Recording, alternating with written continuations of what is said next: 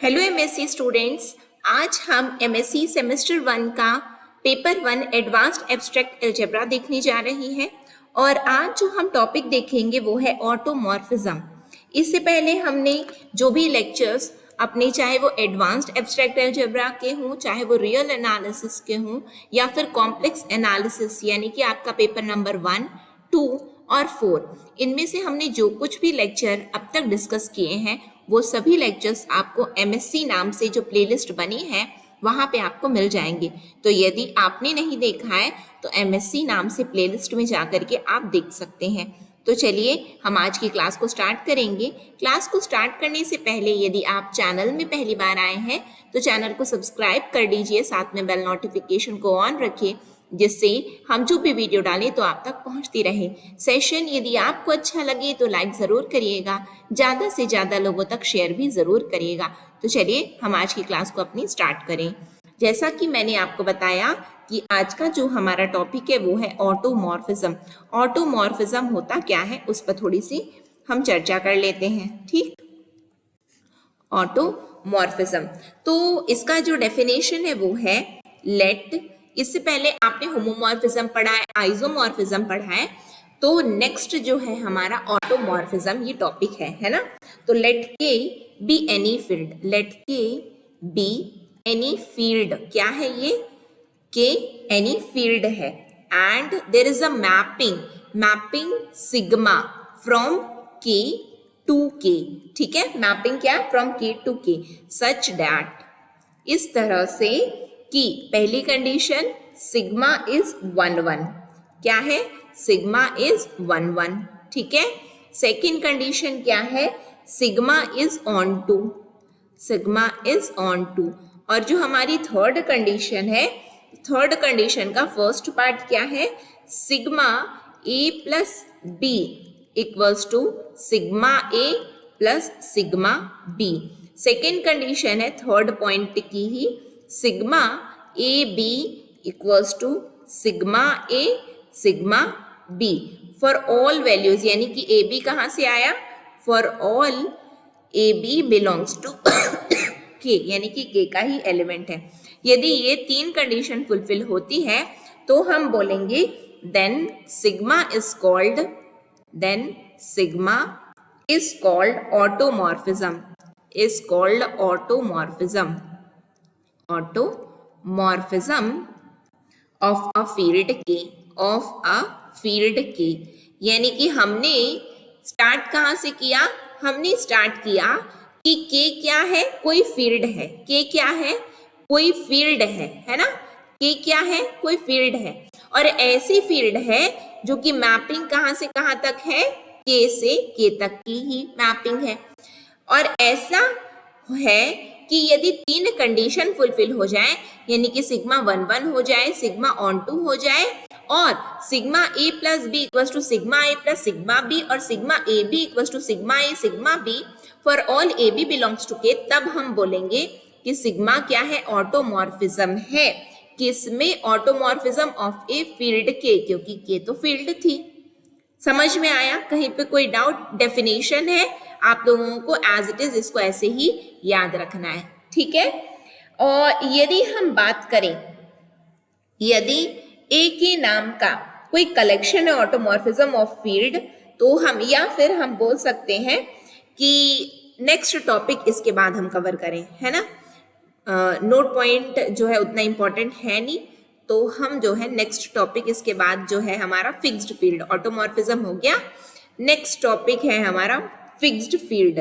Fixed field क्या होता है उस पर हम थोड़ी सी चर्चा कर लेते हैं। फिक्स्ड फील्ड, ठीक है, फिक्स्ड फील्ड की बात यदि हो तो late G be a subgroup, let G be a subgroup of a group, of a group नहीं, of the group of all automorphism.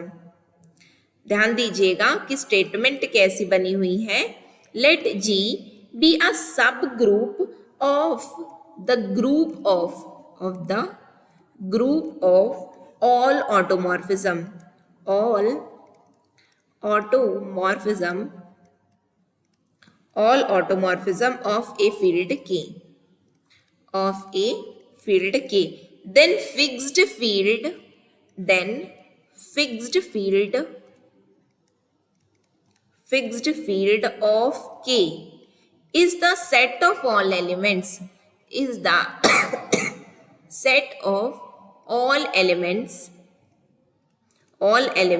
A that belongs to K such that sigma A equals to A, such that sigma A equals to A for all sigma belongs to G, for all sigma belongs to G.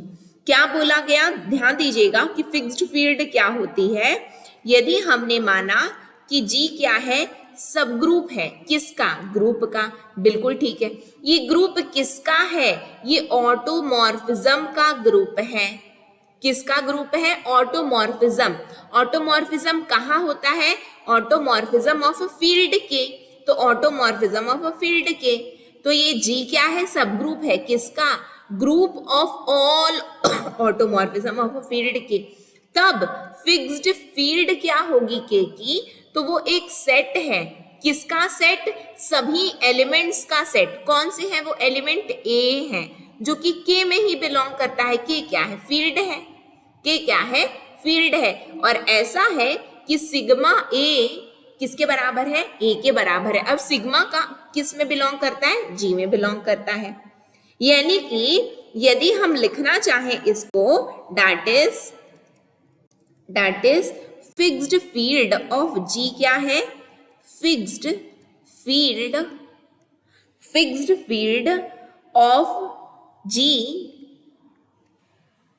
Fixed field of G को हम कैसे लिख सकते हैं, Kg equals to for all A belongs to K such that sigma A equals to A for all sigma belongs to G।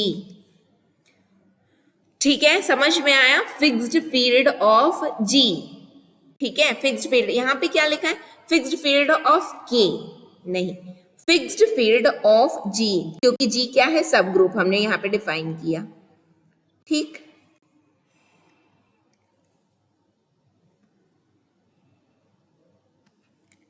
Fixed field of G, G क्या है, सब group है, किसका, ग्रुप का, ग्रुप किसका है, of all automorphism of a field K। तो fixed field of G क्या है, is the set of all elements A that belongs to K such that sigma A equals to A for all sigma belongs to G। इसको represent कैसे किया जाता है, तो इसको रिप्रेजेंट किया जाता है Kg, fixed field of G equals to Kg for all A belongs to K such that sigma A equals to A for all sigma belongs to G। Is that clear to everyone? क्या आप लोगों को समझ में आया? चलिए, इससे based हम एक थ्योरम देख लेते हैं, फिक्स्ड फील्ड का ही एक थ्योरम है, ठीक है। थ्योरम क्या, नेक्स्ट पेज में, चलो ठीक, यहीं पे लिख लेते हैं हम लोग थ्योरम, ठीक है। थ्योरम, अभी तक हमने ऑटोमॉर्फिज्म की डेफिनेशन देखी, फिक्स्ड फील्ड की डेफिनेशन देखी, अब हम एक थ्योरम डिस्कस कर रहे हैं। Let G be a subgroup of the group of all automorphism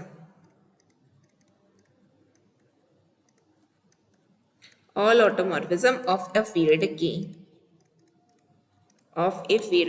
then the fixed field of G, then the fixed field of G is a subfield of K,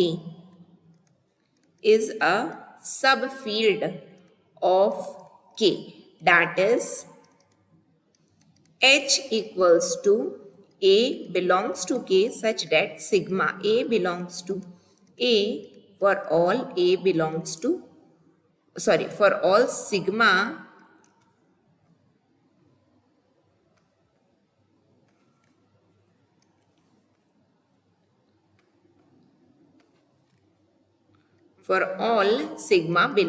G। क्या बोला गया, पहले theorem को तो समझ जाएं हम लोग। बोला गया कि G क्या है, सब ग्रुप है, किसकी? ग्रुप की। और ग्रुप कैसा है? ग्रुप है ऑटोमॉर्फिज्म का ग्रुप। ग्रुप क्या है? Group of all automorphism of a field के। फिर बोला गया है कि जो फिक्स्ड फील्ड ऑफ जी है, फिक्स्ड फील्ड ऑफ जी क्या हो जाएगी? सब फील्ड ऑफ के होगी, सब फील्ड ऑफ के होगी। यानी कि हमको प्रूव करना है कि H किसके बराबर है? A K. A belongs to K such that sigma A equals to A for all sigma belongs to G। यानी कि अपने को प्रूव करना है कि H क्या है? सब फील्ड ऑफ K है। यही तो प्रूव करना है। चलो ठीक, प्रूव करते हैं हम लोग। तो हमारा क्लेम क्या है कि H क्या है? सब फील्ड है किसका? K का। ये तो प्रूफ करने के लिए बोला गया है ना। देखो, then the fixed field of K is the subfield of K। Fixed field of G is a subfield of K।